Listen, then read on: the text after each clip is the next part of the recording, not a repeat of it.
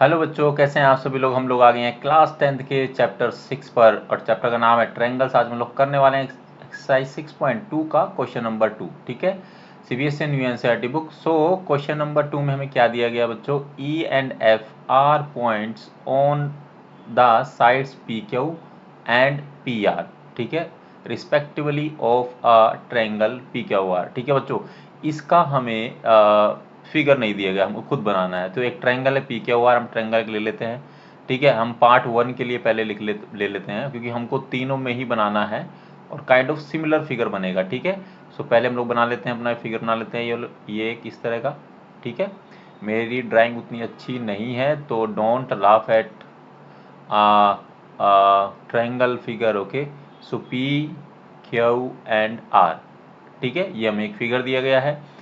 And E and F are the points on P Q and P R. ठीक है, ये दो points है ई एंड एफ यहाँ पर। ठीक है, इस तरह से एक यहाँ पर है, एक यहाँ पर है। मैं यहाँ पर बना देता हूँ, एक ये पॉइंट हो गया आपका एंड एक ये पॉइंट हो गया। ठीक है, इन दोनों को मीट कर लेते हैं। ठीक है, सो ये हो गया आपका ई और ये हो गया आपका एफ।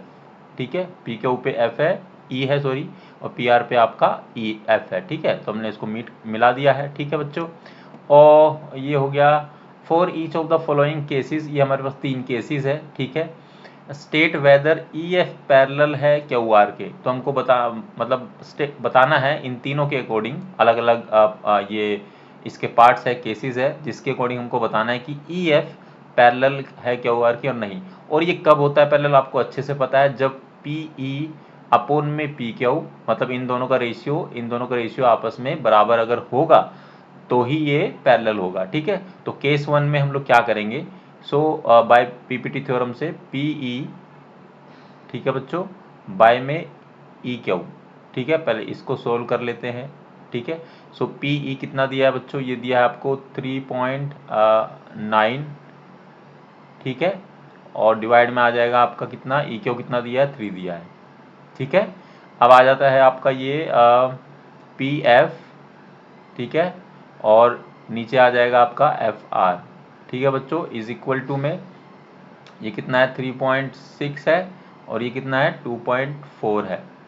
ठीक है, इन दोनों को आप लोग सोल्व कर लो, तो 3 1 जा 3, और ये हो जाएगा 3 1 जा 3, और ये आ जाएगा पॉइंट में, ये आ जाएगा यहाँ पर 3 आ जाएगा। ठीक है, तो इज इक्वल टू हो जाएगा 1.3।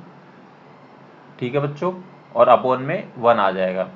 ठीक है ना, एंड जब इसको सोल्व करेंगे, ठीक है, तो ये आपका आएगा इसको ये पॉइंट 1 के बाद है, यहाँ पर भी 1 के बाद पॉइंट, ये पॉइंट कट जाएगा, तो 12 3 ये कितना होता है, 36, और 12 दूनी 24 होता है। ठीक है, तो ये आ जाएगा बच्चों 3 अपॉन में 2 आ जाएगा। ठीक है, तो अब ध्यान से देखो, जो पी ई, ठीक है, अपॉन में E Q is equal to P F upon में एफ आर। ठीक है, तो क्या ये इक्वल है, यहाँ से देखो ये 1.3/1 है, ये 3/2 है, तो ये आपस में क्या है, इक्वल नहीं है। सो इसीलिए जो आपका ई एफ है, ई एफ जो है वो क्या है, not parallel to Q are.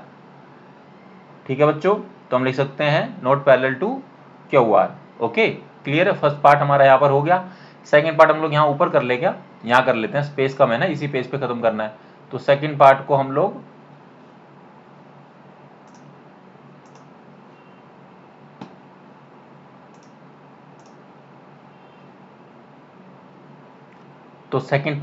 यहाँ ऊपर कर लेते हैं, क्योंकि नीचे स्पेस नहीं है। ठीक है, तो यहाँ कर लेते हैं, मैं लिख लेता हूँ यहाँ पर।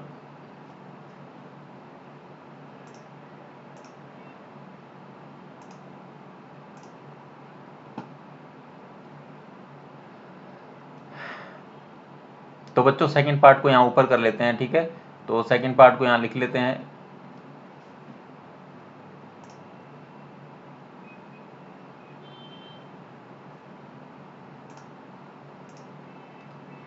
तो बच्चों सेकंड पार्ट को हम लोग यहाँ ऊपर कर लेते हैं। ठीक है, यहाँ कर लेते हैं। सेकंड पार्ट में भी हमारा फिगर यही सेम रहेगा, फिगर ये है, बना लेते हैं फिर से। ठीक है, मैं छोटा फिगर बना रहा हूँ। ठीक है, बट फिगर सेम रहेगा। ठीक है, पी क्यू आर एंड हमें ये दिया गया अगेन ई एफ दिया गया, 2 पॉइंट है ना, ई एफ। ठीक है बच्चों, तो इसमें भी सिमिलर हम लोग फॉलो करेंगे। सो पी ई अपॉन में ई क्यू, ठीक है, इज इक्वल टू में क्या आएगा, पी की वैल्यू कितनी है 4 है, एंड नीचे आप देखो कितना है 4.5 है, ठीक है। एंड आप सेकंड देखोगे क्या है, पी एफ अपॉन में क्या आ जाएगा आपका, आर एफ आ जाएगा। आर एफ लिखो या एफ आर लिखो, आर एफ लिखो या फिर आप लिख दो चाहे एफ आर लिख दो, बात सेम ही है, ठीक है, इससे कोई फर्क नहीं पड़ता है, ठीक है। तो आर एफ लिख देते हैं ताकि ईजियर रहे, ठीक है। ये कितना दिया बच्चों आपको, पी एफ दिया 8 और नीचे दिया है 9, ठीक है। सो यहाँ से इसको जब सोल्व करेंगे तो ये यहाँ पर जो पॉइंट लगा है, अगर इसको पॉइंट को हटा के ऊपर हम लोग मल्टीप्लाई कर सकते हैं 10 से, तो ये आ जाएगा 40 बाय में 45, तो 8 पंजे 5 से अगर टेबल जाएगा 5 8 जा 40 और 5 9 जा 45, ठीक है। तो ये आ जाएगा 8/9, और देखो ये तो आगे फर्दर डिवाइड होगा नहीं, कट ही नहीं सकता, ठीक है। तो 8/9 क्या है, इक्वल है, सो इनका रेशियो इक्वल आ गया, तो पी ई बाय में ई क्यू, ठीक है बच्चों, इक्वल है पी एफ बाय में आर एफ, ठीक है बच्चों, ये इक्वल है। सो ई एफ क्या होगा, ई एफ होगा पैरेलल टू क्या होगा, क्यू आर होगा, ठीक है। इसमें ये प्रूफ हो जाता है, ठीक है। चलिए अगला पार्ट कर देते हैं हम लोग, थर्ड पार्ट पे आ जाते हैं, थर्ड पार्ट कर लेते हैं यहाँ पे, इसका भी एक फिगर बना लेते हैं, सेम फिगर बनेगा, ठीक है, पी क्यू एंड आर, ठीक है। ये दो पॉइंट है यहाँ पर, एक ई है और ये एफ है, ठीक है बच्चों।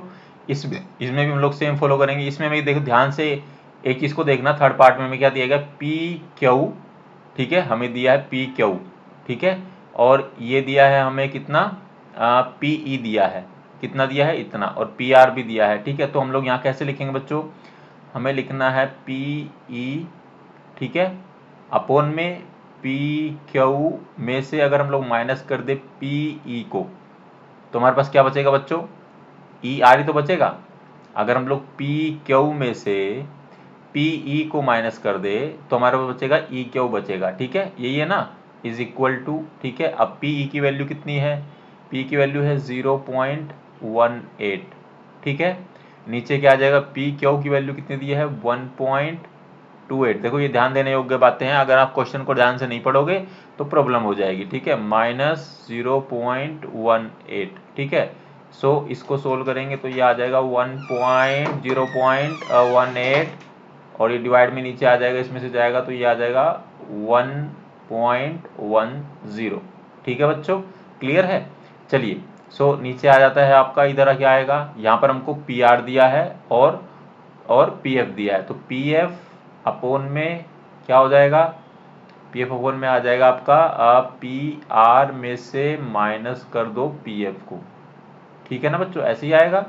सो पी एफ कितना है 0.36, ठीक है, एंड 2.56 में से अगर माइनस कर दो 0.36 तो ये आ जाएगा इधर, तो इधर आ जाएगा 0.36, ठीक है, और नीचे आ जाएगा, ये पॉइंट है यहाँ पर, ठीक है, और नीचे आ जाएगा आपका 36 माइनस करना है तो ये आ जाएगा 2.20, ठीक है बच्चों।